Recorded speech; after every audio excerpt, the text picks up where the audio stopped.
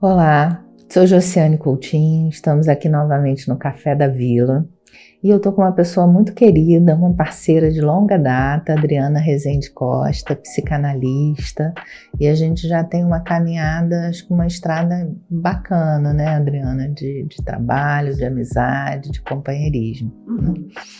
E nós estamos no Setembro Amarelo, que é um mês muito importante para quem é da área da saúde em geral, mas muito especificamente para quem trabalha com saúde mental. E aí, por isso, convidei a Adriana para a gente conversar um pouquinho sobre esse tema.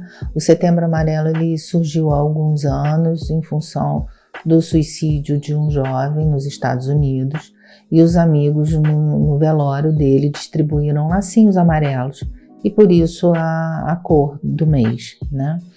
E o suicídio é um tema que acho que nos toca de forma mais particular, né? O sofrimento e o ato em si, né?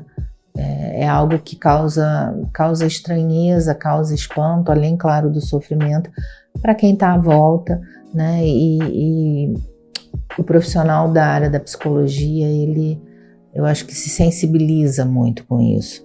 E aí eu queria que a Adriana conversasse um pouquinho, contasse um pouquinho para a gente da vivência, da experiência dela, de como isso chega para o profissional na clínica. Sim, chega e eu percebo que ao longo do tempo, quer dizer, ao longo do tempo, eu diria, mas especialmente depois da pandemia, né, isso é um tema que ficou muito recorrente, né?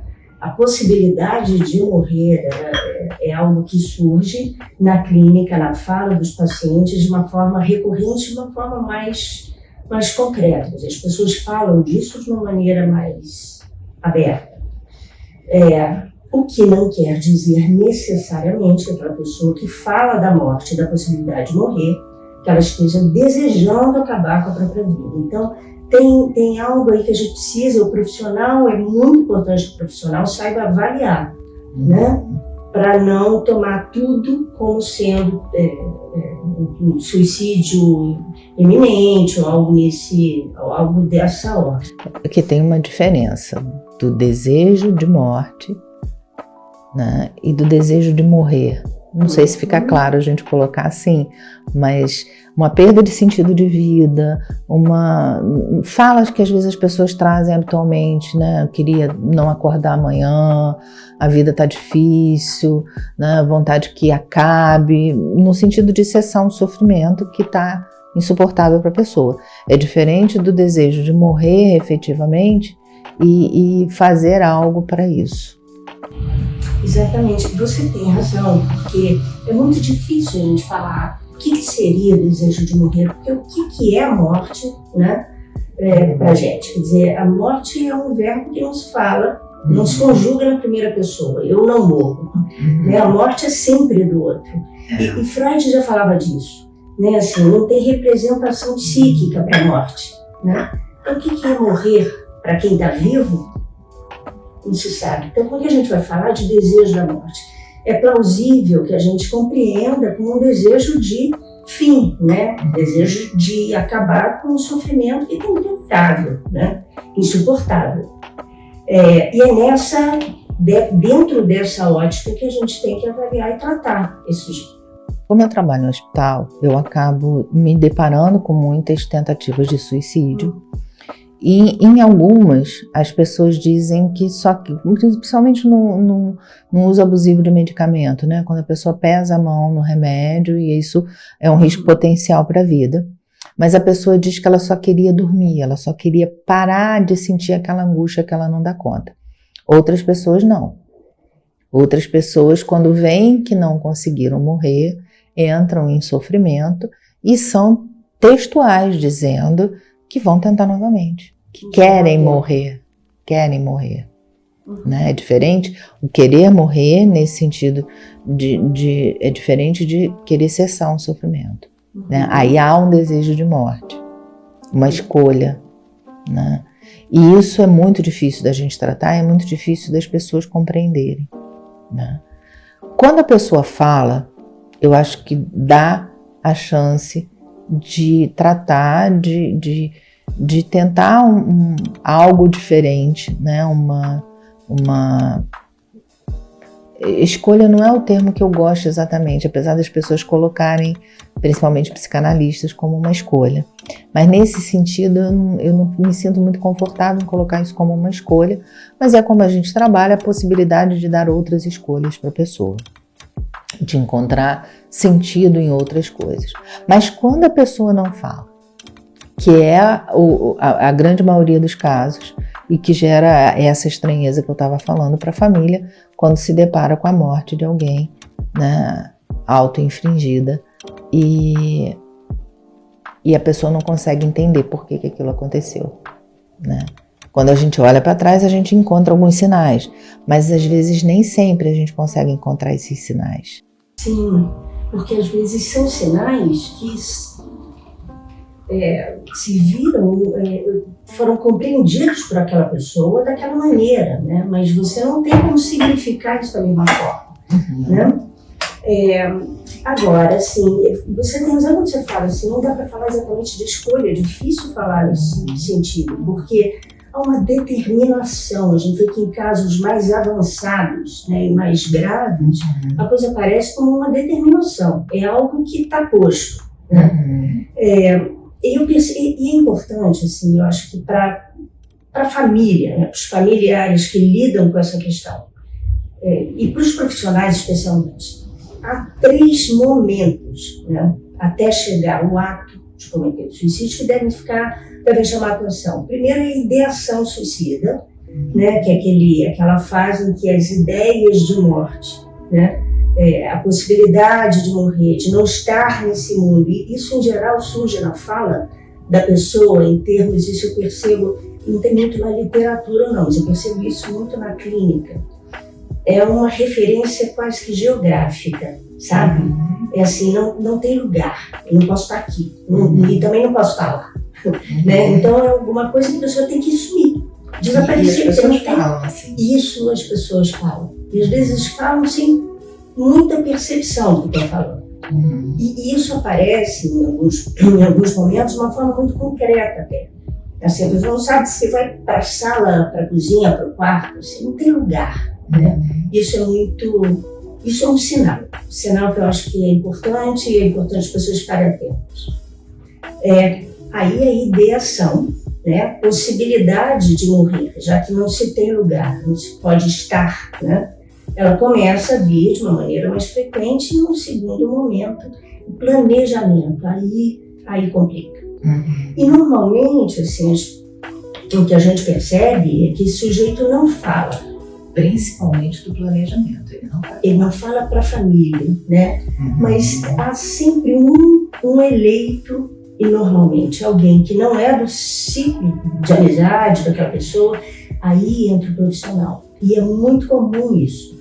Assim, um paciente nesse estágio procurar um profissional para falar disso, mas já falar como algo que está ali, né? Como você disse, quer dizer, não é que ele escolheu, ele vai narrar, fazer uma narrativa daquilo.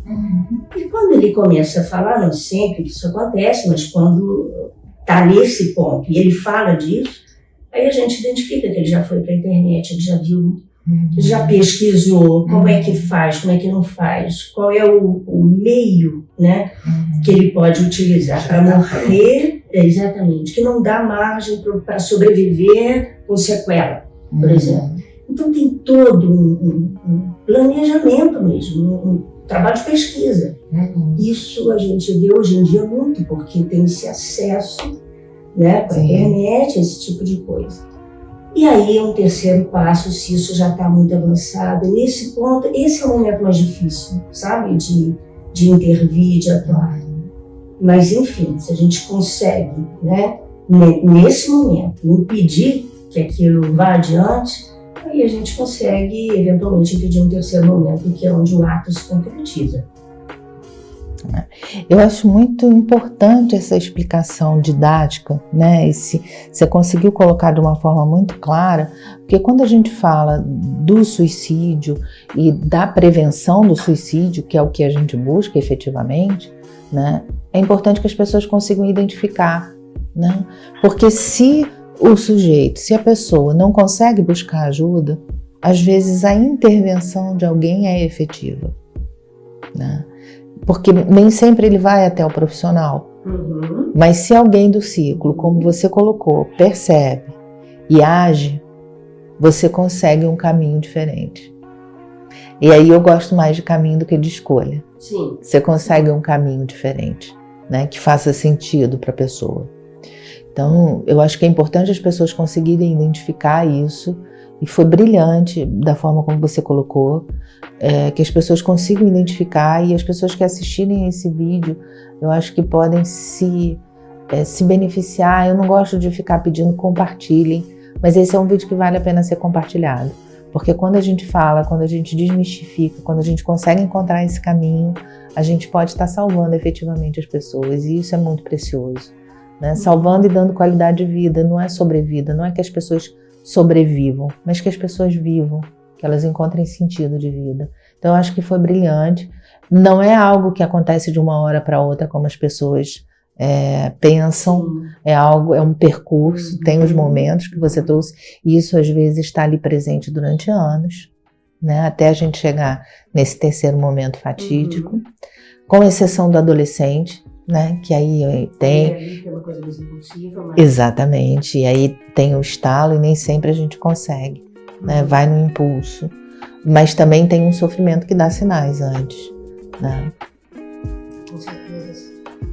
O adolescente, eu acho que é um capítulo à parte. É um capítulo à parte, sim. O adolescente é uma fase da vida diferente. A questão do tempo, né?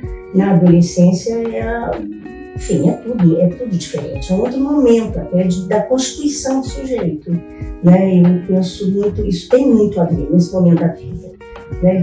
É um corpo diferente, né? Que está se definindo de uma outra forma, a sexualidade despontando, o mundo que ele está começando a ver pela frente, quer dizer, é tudo novo, se descortina algo e ele tem que dar conta disso. E a gente tem uma sociedade, uma contemporaneidade muito cruel para o adolescente.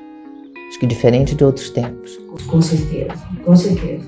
Isso torna as coisas muito mais complexas e lidar com o tempo, lidar com uma novidade que cai de paraquedas ali. Nesse sentido... Com a invasão da internet, das redes sociais.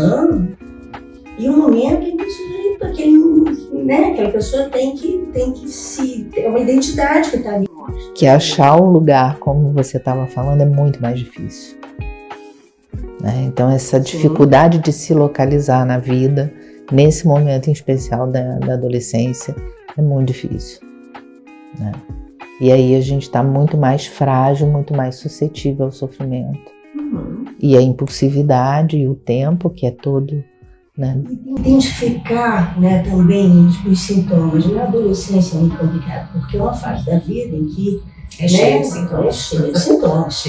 Né? O adolescente se isola, tudo é chato, né? O tédio é alguma coisa que, então, confundir isso com uma depressão e, ao mesmo tempo, quando não se confunde isso, entende? Quando assim, você acha que é normal e há um sofrimento maior.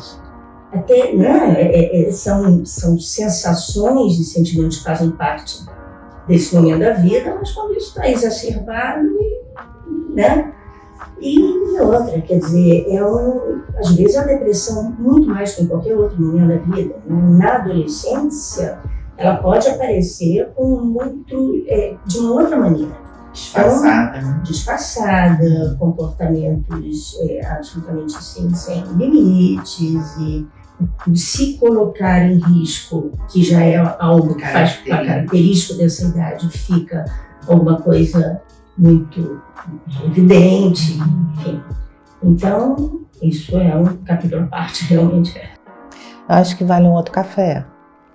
Realmente, eu acho que vale um outro café para a gente dar sequência a essa discussão, a esse debate, aproveitar o conhecimento e a vivência da Adriana para a gente desdobrar um pouco mais.